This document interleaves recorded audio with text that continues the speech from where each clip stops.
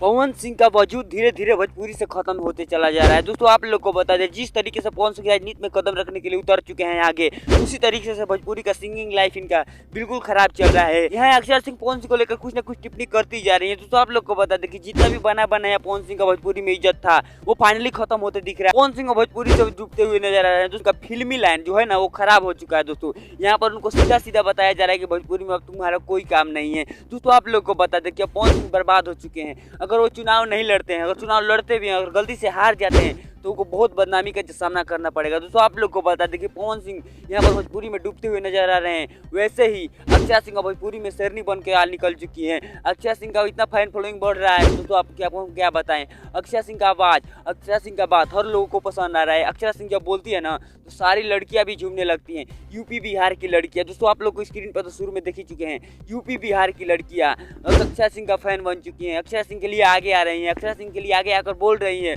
अक्षय सिंह के लिए सवाल उठा रही है कि अक्षय सिंह के साथ क्यों गलत हुआ था।